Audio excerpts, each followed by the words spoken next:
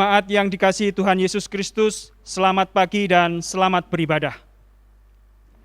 Kita sebagai pribadi dan persekutuan Kristen bergumul dengan kemiskinan yang dialami anak-anak Tuhan, lalu menolongnya.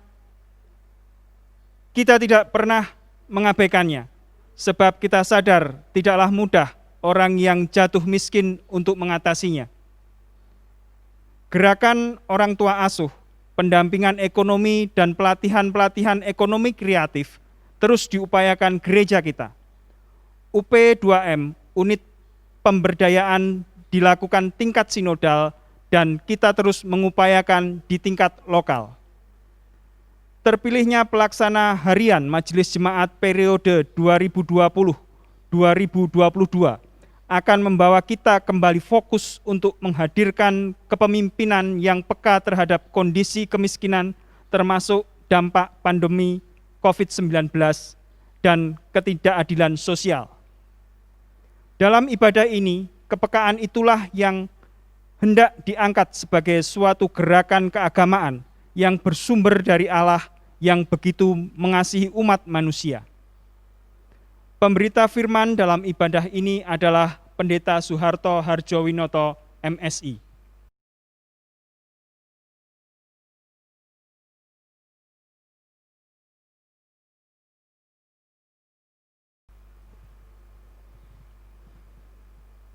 Jemaat, marilah kita menyambut firman Tuhan hadir di tengah persekutuan kita.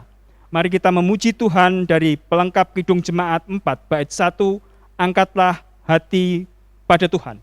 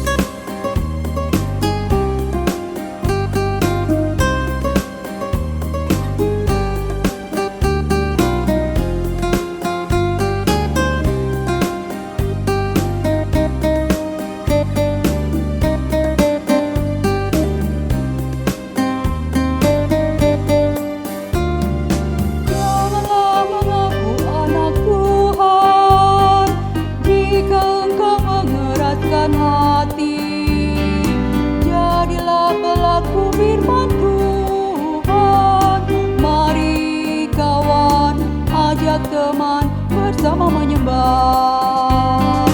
Sorak-sorak haleluya. Mari nyanyilah. Pujilah Tuhan yang Maha Kudus. Mari kawan, ajak teman, bernyanyilah terus.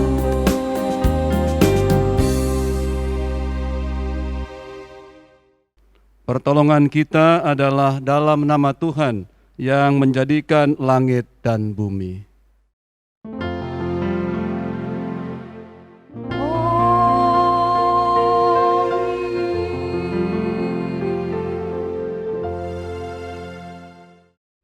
Nats pembimbing kita dari Filemon 1 ayat 10 dan 16. Mengajukan permintaan kepadamu mengenai anakku yang kudapat selagi aku dalam penjara, yakni Onesimus. Bukan lagi sebagai hamba, melainkan lebih daripada hamba, yaitu sebagai saudara yang kekasih.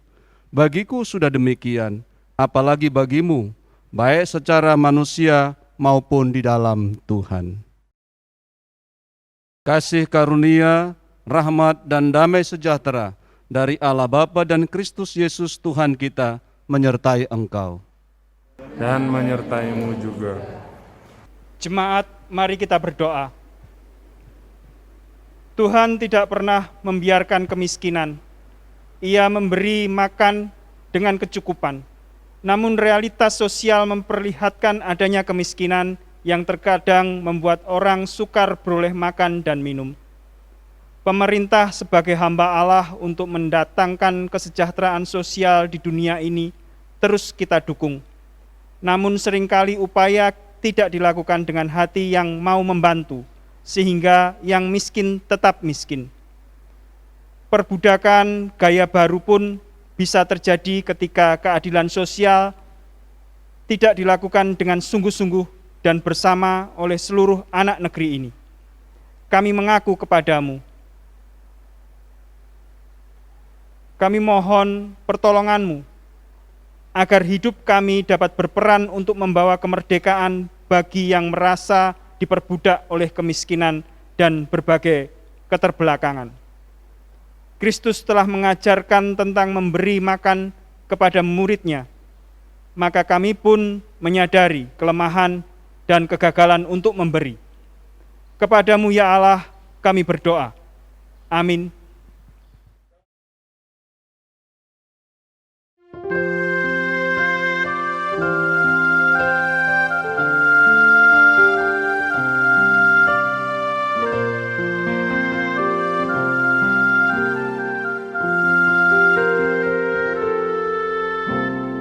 Bila ku renung dosaku padamu Tuhan, yang berulang ku lakukan di hadapan-Mu. Kasih sayang-Mu perlindunganku di bawah naungan sayang-Mu damai hatiku. Kasih sayang-Mu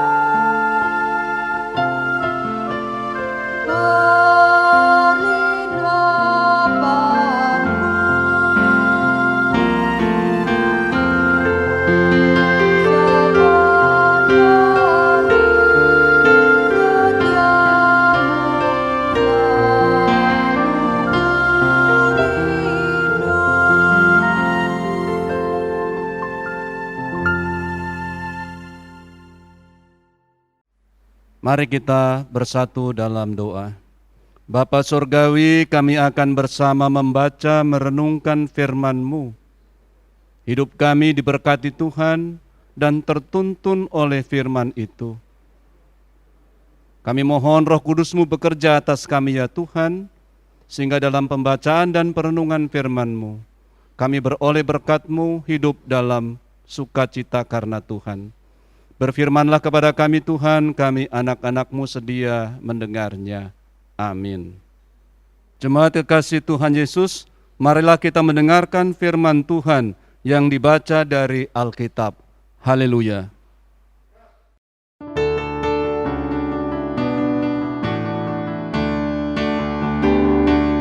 Haleluya,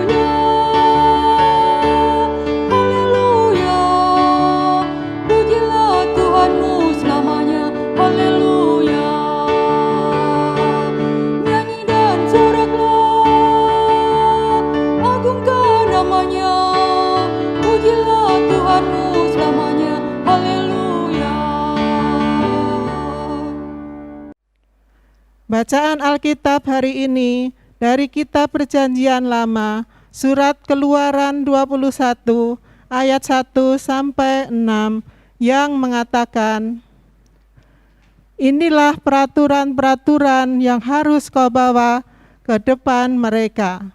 Apabila engkau membeli seorang budak Ibrani, maka haruslah ia bekerja padamu 6 tahun lamanya. Tetapi pada tahun yang ke-7, ia diizinkan keluar sebagai orang merdeka, dengan tidak membayar tebusan apa-apa. Jika ia datang seorang diri saja, maka keluar pun ia seorang diri. Jika ia mempunyai istri, maka istrinya itu diizinkan keluar bersama-sama dengan dia. Jika tuannya memberikan kepadanya seorang istri dan perempuan itu melahirkan anak-anak, lelaki atau perempuan, maka perempuan itu dengan anak-anaknya tetap menjadi kepunyaan tuannya. Dan budak laki-laki itu harus keluar seorang diri. Tetapi jika budak itu dengan sungguh-sungguh berkata, 'Aku cinta kepada tuanku, kepada istriku dan kepada anak-anakku, aku tidak mau keluar sebagai orang merdeka,' maka haruslah tuannya itu membawa menghadap Allah, lalu membawanya ke pintu atau ke tiang pintu, dan tuannya itu menusuk telinganya dengan penusuk, dan budak itu bekerja pada tuannya untuk seumur hidup." Demikian pembacaan Alkitab. Hendaklah firman Tuhan dengan segala kekayaannya diam di dalam hatimu, dan ucaplah syukur kepada Allah.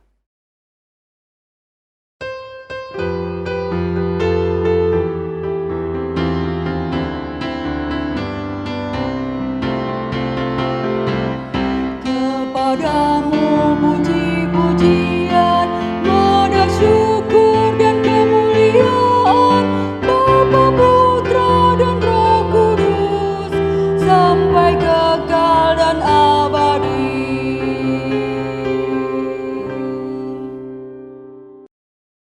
Ada sebagian orang yang sukar mengelola materi, bahkan ada yang gali lubang tutup lubang.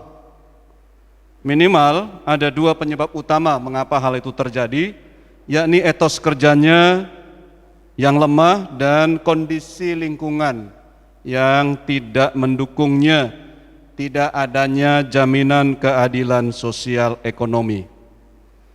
Pertanyaannya, apakah gereja bisa melakukan sesuatu, baik gereja itu sebagai pribadi maupun sebagai persekutuan? Cukupkah hanya dengan simbolik adanya diaken, lalu ada diakonia? Terkadang kita merenung begini ya, ada cara-cara orang yang mau membebaskan dari belenggu kemiskinan, tetapi justru menciptakan kemiskinan baru. Karena ada kepentingan-kepentingan. Akhirnya orang menyebutnya ada semacam ketidakadilan yang sedang terjadi. Mereka berusaha membuat berbagai aturan, tetapi ujung-ujungnya enggak selesai juga masalah itu. Malah masalahnya itu bertambah. Misalnya dengan adanya pertambahan PHK. Kalau kita cek, bisa saja itu terjadi karena aturan-aturan yang tidak mendukung. Tapi saya tidak hendak mengadili siapapun, tetapi kita mau bergumul bersama. Kemiskinan juga akan bertambah ya, karena pandemi corona ini. Gejalanya sudah sangat kelihatan, ada semacam kemunduran, ada pengeluaran yang begitu besar, dan kita harus mendukung pemerintah kita dan bersama-sama dengan seluruh elemen bangsa ini untuk berjuang mengatasinya. Ada juga orang yang cenderung begini, saya ini kurang, saya minta dibantu.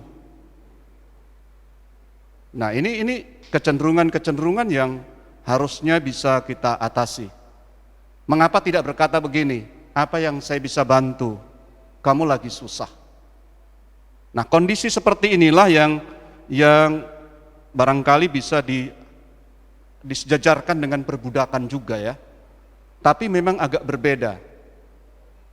Kemiskinan itu bisa membuat orang begitu rupa semakin susah. Outsourcing tanpa menilai saya, walaupun itu jalan keluar dari sebuah perusahaan, tetapi banyak sekali ditentang karena hak-hak orang tidak diberikan. Tetapi perusahaan juga dia hanya bisa melakukan itu. Nah, begitu rumitnya permasalahan kemiskinan ini, perbudakan modern, maka kita perlu juga merenungkan bersama-sama. Dan kita bersyukur dalam pembacaan Alkitab saat ini, hal perbudakan atau adanya budak digumuli. Saya sendiri merasakan bahwa ada sesuatu yang baru yang ingin disampaikan.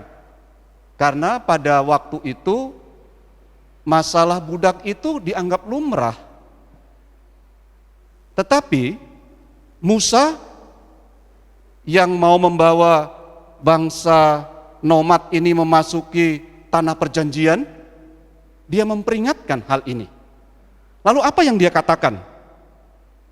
Dia mau berkata secara sederhana begini, kalau orang itu diperbudak atau jatuh miskin atau dia karena hal tertentu dia menjadi budak, maka dia harus sekolah pada orang yang bisa membantunya, tuannya.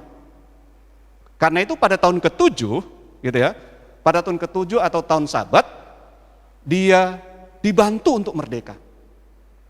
Kita harus membaca seperti itu ya. Karena memang ini sangat berbeda. Musa prihatin dengan situasi masyarakat yang memang melegalkan perbudakan. Dan dianggap ya itu salahmu sendiri, kenapa kamu jatuh miskin dan seterusnya. Padahal bangsa pilihan, bangsa yang memang Allah inginkan, itu harusnya menghilangkan perbudakan. Tetapi dalam kisah ini yang sangat ditekankan adalah marilah belajar. Karena itu sang tuan dia boleh ya mendapatkan budak dari bangsa Israel sendiri, sebangsanya. Tetapi tahun ke-7 dia harus dibantu untuk merdeka. Saya membayangkan ya, wah ini hebat ya pada waktu itu, ini hebat.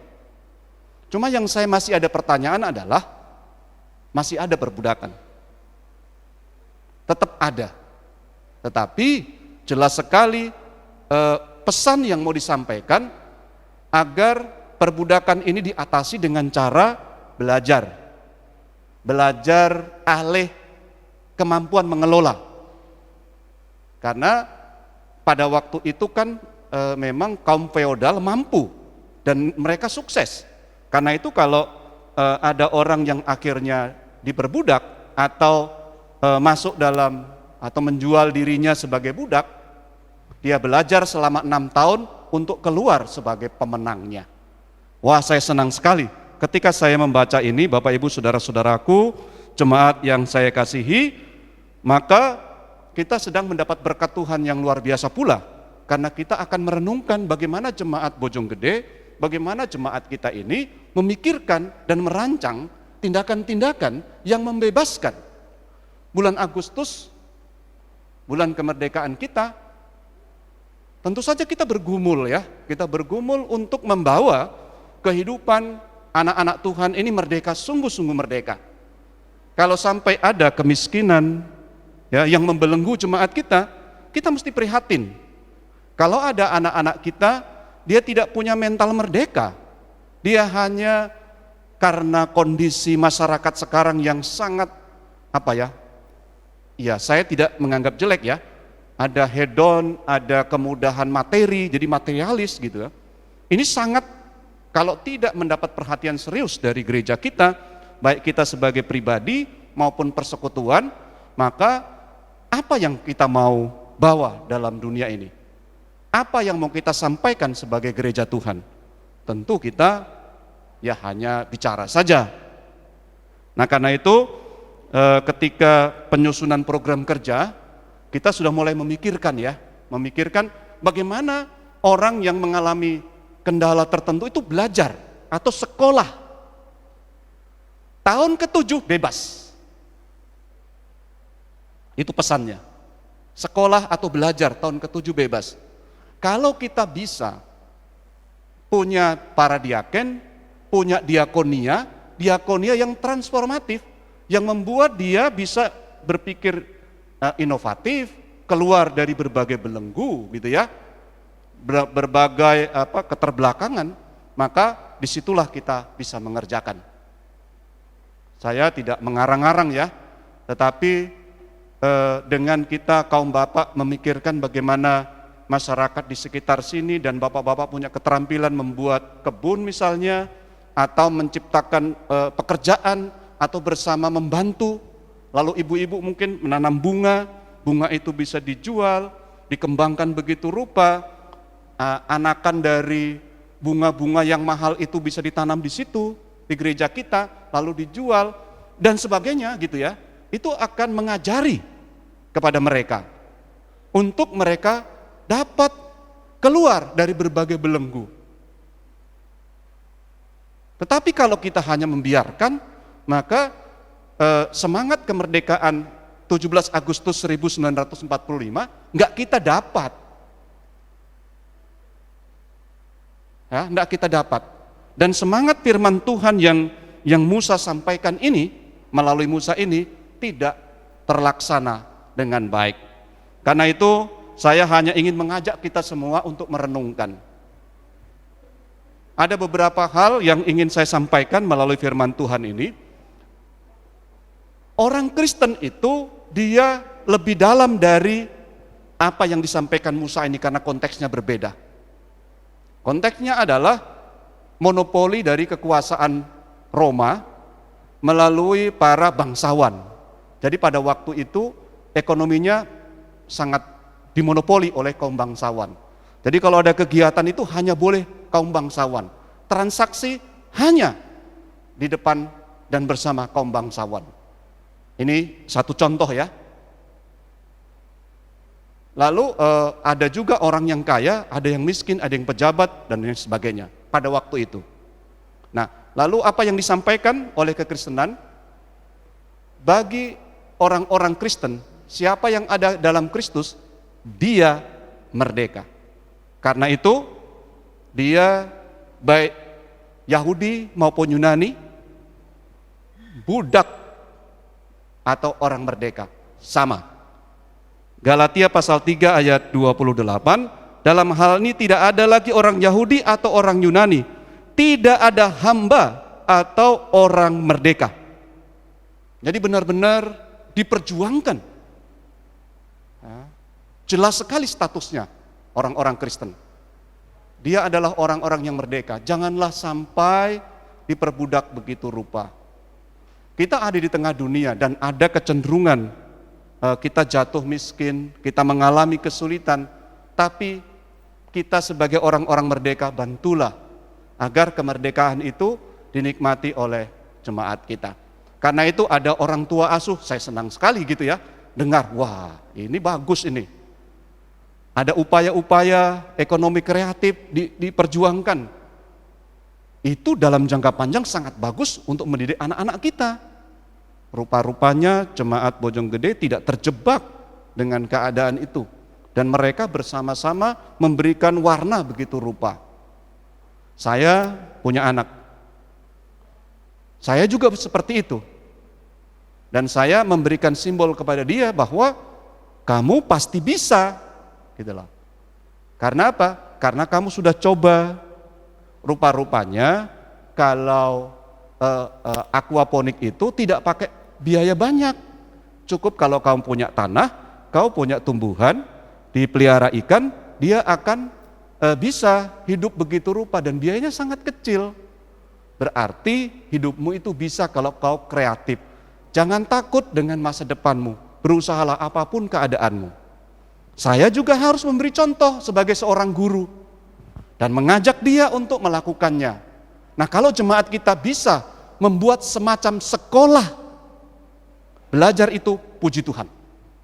Itulah yang diperjuangkan, itulah yang selayaknya kita lakukan. Lalu saya ingin mengajak kepada kita, bagaimana kalau kita itu dalam posisi di bawah, kalau kita melakukan pekerjaan juga harus tulus. Ya, harus tulus melakukannya, berjuang terus untuk dia menaiki tangga demi tangga. Untuk akhirnya dia bebas. Jadi ini berlaku juga bagi orang-orang yang di kelas bawah untuk ayo kita bantu begitu rupa secara ekonomi ya. Begitu rupa untuk keluar. Karena itu nasihat dari Paulus di kitab Kolose, hai hamba-hamba, pasal 3 ayat 22. Hai hamba-hamba, taatilah Tuhanmu yang di dunia ini dalam segala hal. Ingat sekolah tadi, kalau kita bisa berproses begitu rupa, dia akan berhasil. Lalu yang terakhir, sebagai nats membimbing kita, Paulus bertemu dengan Onesimus. Onesimus ini adalah budaknya, budak dari Filemon. Lalu dia ketemu Paulus. Nah, inilah orang Kristen. Ketika bertemu, apa yang terjadi? Dia menjadi saudara. Ayatnya yang ke-10 ya, dari nats pembimbing kita. Paulus mengajukan permintaan kepada Filemon ya, mengajukan permintaan kepadamu mengenai anakku yang kudapat selagi aku dalam penjara, yaitu Onesimus. 16. Bukan lagi sebagai hamba, melainkan lebih daripada hamba, yaitu sebagai saudara yang kekasih. Ini tahapan yang luar biasa. Mari Bapak Ibu saudara-saudaraku, jemaat yang saya kasihi, kita terus membangun kehidupan yang baik. Kita membangun masa depan negeri yang kita cintai. Kita membangun kehidupan kekristenan yang baik, menjadi berkat di tengah kehidupan. Hari ini kita memperkenalkan pelaksana harian majelis jemaat. Tentu saja mereka akan fokus untuk membangun kekristenan. Khusus tugas mereka adalah selama 2,5 tahun untuk menolong kita terus maju sebagai jemaat Tuhan. Memberikan mereka kemampuan untuk terus bertumbuh begitu rupa. Ya, untuk akhirnya jemaat kita dibantu untuk sekolah dan naik kelas. Akhirnya keluar mengatasi permasalahan. Ada bidang-bidang memang yang dibuat begitu rupa, tetapi dalam kerjasama antar bidang ini kita akan bisa mewujudkan. Kita melayani, ya, bukan hanya dalam bentuk pemberitaan firman seperti khotbah, tetapi juga bagaimana kita bawa mereka begitu rupa mengatasi permasalahan ekonomi. Karena itu, selamat bertugas pelaksana harian majelis jemaat yang baru. Firman Tuhan ini juga menjadi berkat tersendiri untuk kita bisa fokus membangun ke depan. Tuhan memberkati saudara-saudara, memberkati jemaat kita. Mari kita bersama-sama untuk membangun ke depan. Bebaskanlah dari berbagai belenggu, dan marilah kita mengembangkan perlindungan dan penghargaan hidup pribadi dan persekutuan Kristen yang berkeadilan sosial. Tuhan memberkati kita semua. Amin.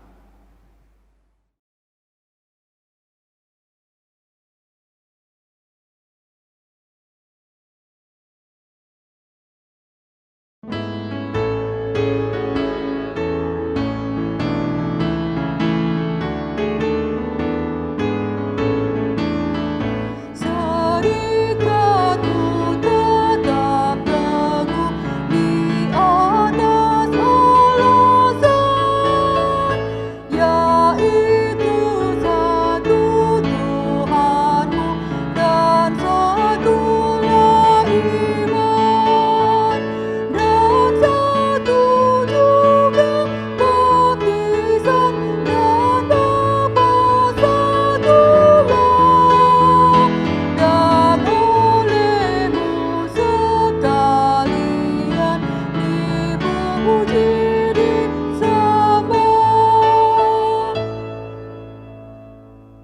Jemaat, saatnya kita memberi persembahan persepuluhan syukur dan persembahan sukarela. Pemazmur mengatakan dalam Mazmur pasal 50 ayat 14, persembahkanlah syukur sebagai korban kepada Allah, dan bayarlah nazarmu kepada Yang Maha Tinggi. Tuhan memberkati saudara dan persembahan yang saudara beri.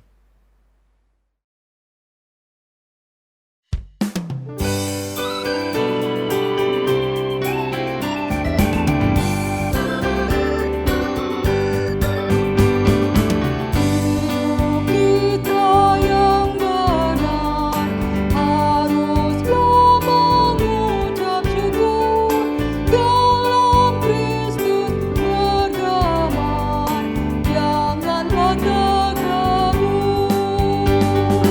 Dalam susah pun senang, dalam segala hal aku bermazmur dan ucap syukur, itu kehendaknya.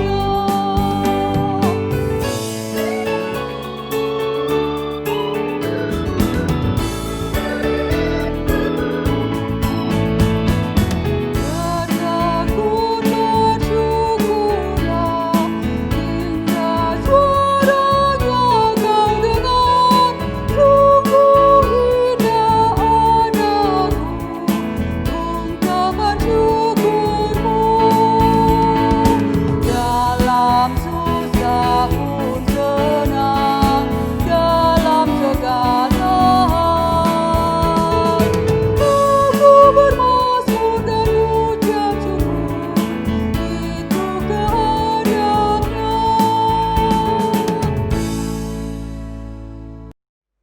Mari kita bersatu dalam doa syafaat. Bapa Surgawi, kami menaikkan puji syukur kepadamu karena kami dibimbing oleh Tuhan untuk bersama-sama mengatasi kemiskinan, keterbelakangan, dan berbagai belenggu. Sebagai gereja Tuhan, kami sangat berbahagia jika kami terlibat di dalamnya dan kami terus termotivasi untuk menolong sesama kami. Sebagai anak Tuhan, kami bersatu begitu rupa, dan kehadiran pelayan-pelayan-Mu akan mendampingi kami untuk bersama-sama keluar dari berbagai belenggu. Kami menyadari ya Tuhan, bahwa mental perbudakan, mental hamba, mental yang haruslah dikelola begitu rupa, sehingga kami dapat keluar sebagai pemenangnya. Kami berdoa menyerahkan seluruh warga jemaat kami dalam kesulitan-kesulitan mereka, dalam mereka bekerja, mereka berusaha, dan terutama ya Tuhan, kami berdoa untuk pemerintah yang saat ini sedang mengatasi pandemi corona dengan dampaknya. Tetapi kami tahu, kami percaya juga bahwa ada berbagai kesulitan yang sedang terjadi. Dengan gerejamu turut serta berdoa dan mendampingi seluruh anggota jemaat, maka ini menjadi hal yang baru, yang baik, yang membangun. Bapa Surgawi, pada kesempatan ini kami ingin mendukung dalam doa jemaat kami dalam setiap aktivitas mereka, dalam setiap pergumulan yang sedang mereka alami. Jika mereka dalam kesulitan, Tuhan Engkau buka jalan, pakailah anak-anak-Mu, pakailah pelayan-Mu. Jika mereka ada dalam sukacita, kami mohon berkat-Mu Tuhan, agar mereka diteguhkan dan dapat membantu saudaranya. Kami berdoa kepada Tuhan untuk jemaat kami yang sakit. Kami berdoa untuk Ibu Rondonowo. Tuhan Engkau tabib kami, dan biarlah Engkau menjamah mereka memberikan kesembuhan. Kami juga berdoa untuk pemulihan saudara-saudara kami. Kami berdoa untuk Eyang Sumini, untuk anak kami Tirsa, untuk Bapak Sabarno, untuk Ibu Worontikan, dan Bapak Markus.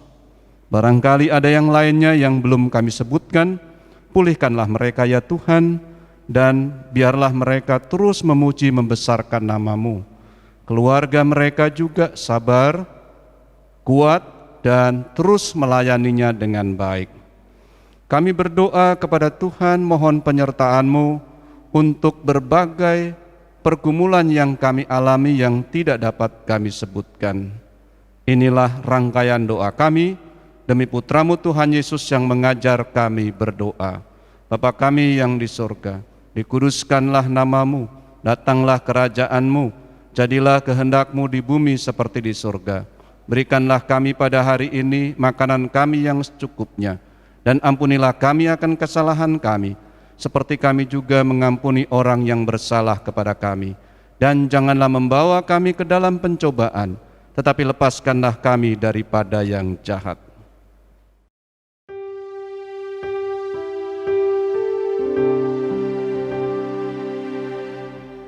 Karena Engkaulah yang punya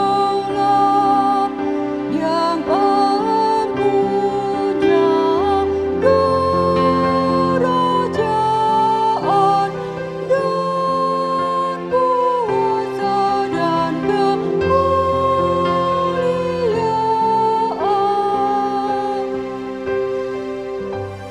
sampai selama-lamanya.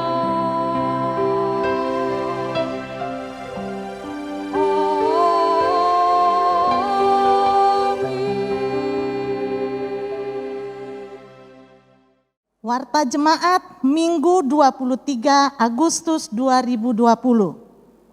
1. Majelis Jemaat GPIB Bojonggede mengucapkan selamat menyongsong hari ulang tahun kepada Bapak, Ibu, anak, saudara-saudari yang berulang tahun pada tanggal 23 Agustus sampai 26 Agustus 2020. Yang akan berulang tahun tanggal 23 Agustus 2020 Ibu Saraswati Sibarani Sinaga.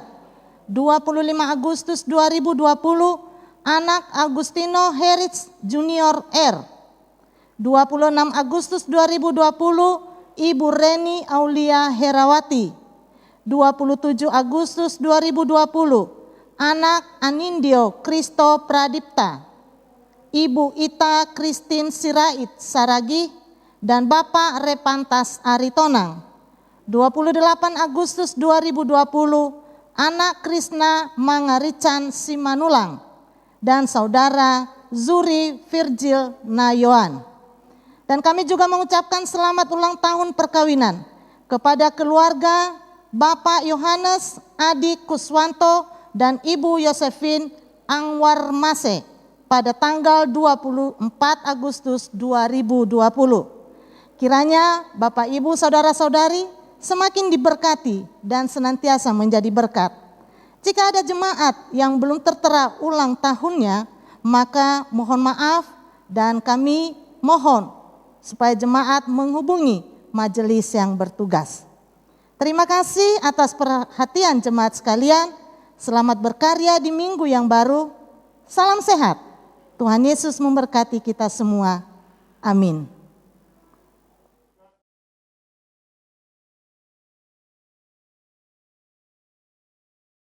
Surat Keputusan Majelis Sinode Gereja Protestan di Indonesia bagian Barat.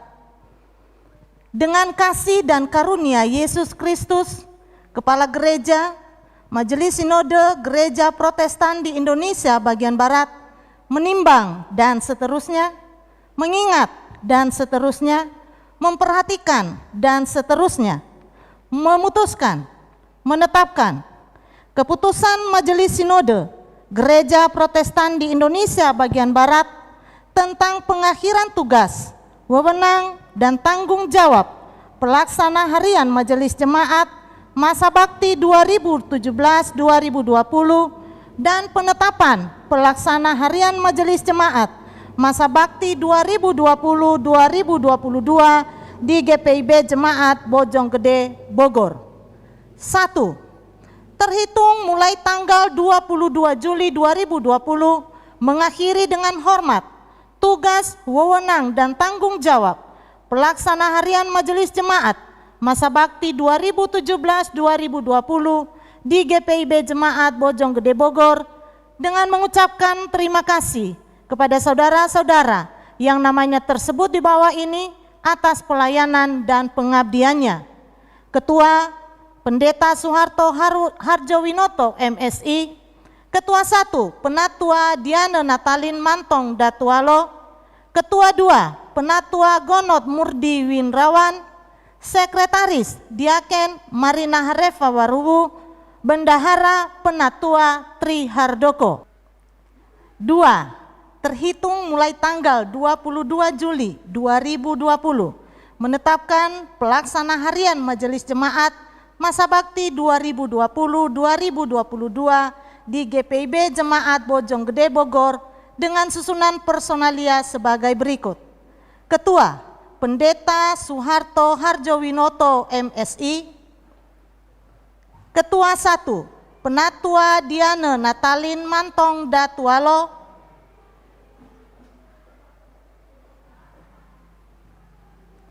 Ketua 2 Penatua Gonot Murdi Winrawan.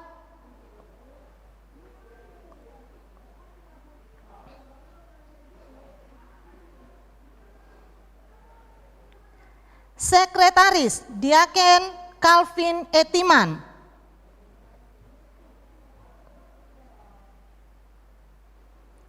Bendahara Penatua Rizal Tua Nakota. 3. Masa tugas pelaksana harian majelis di GPIB Jemaat Bojonggede Bogor yang disebut pada diktum 2 di atas adalah sejak serah terima dari pelaksana harian majelis jemaat masa bakti 2017-2020 sampai dengan serah terima kepada pelaksana harian majelis jemaat masa bakti 2022 hingga 2025 di GPIB Jemaat Bojonggede Bogor yang pelaksanaannya selambat-lambatnya tanggal 31 Oktober 2020. 4. Dengan dikeluarkannya surat keputusan ini, maka surat keputusan Majelis Sinode GPIB nomor 2251 dan seterusnya tertanggal 16 November 2017 tentang pelaksana harian Majelis Jemaat Masa Bakti 2017-2020 di GPIB Jemaat Bojonggede Bogor dan nomor 4605 dan seterusnya tertanggal 30 Maret 2020 tentang perpanjangan masa tugas pelaksana harian Majelis Jemaat Masa Bakti 2017-2020 di seluruh jemaat GPIB dinyatakan tidak berlaku lagi. 5. Surat keputusan ini berlaku sejak tanggal penetapannya dengan ketentuan apabila terdapat kekeliruan akan diperbaiki sebagaimana mestinya. Ditetapkan di Jakarta pada tanggal 22 Juli 2020. Majelis Sinode GPIB, Ketua Umum Pendeta Dr. Randus PK Rumambi MSI, Sekretaris Umum Pendeta J. Marlin Yosef MTH.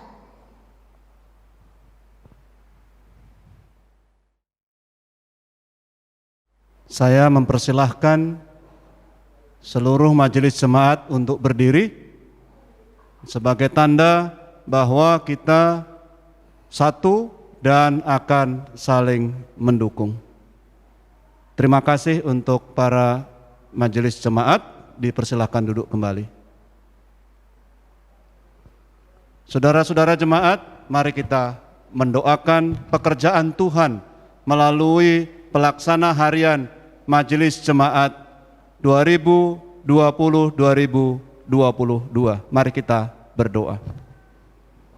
Tuhan, kami mendoakan pelaksana harian Majelis Jemaat tahun 2020-2022. Mereka akan melakukan tugasnya sebagaimana Tuhan memberkati mereka sebagai anak-Mu, dan mereka akan sungguh-sungguh melakukannya. Mereka akan sungguh-sungguh berusaha begitu rupa melakukan tugas dan tanggung jawabnya di dalam Tuhan. Kami berdoa mohon berkat-Mu untuk keluarganya agar mereka didukung penuh. Kami berdoa untuk seluruh majelis jemaat agar memberikan dukungan sehingga tugas dan tanggung jawab mereka dapat dikerjakan. Demikian juga dengan pelaksana harian Majelis Jemaat masa bakti sebelumnya 2017-2020, mereka juga memberikan pendampingan sehingga tugas dan tanggung jawab hamba-hamba Tuhan ini dapat dikerjakan dengan baik. Berikan kesehatan dan kekuatan serta hikmat Tuhan berlaku. Kami berdoa bagi seluruh warga jemaat GPIB Jemaat Bojonggede agar mereka juga mendoakan agar para hamba Tuhan ini dapat menjalankan tugasnya dan seluruh jemaat dapat dilayani dengan sebaik-baiknya.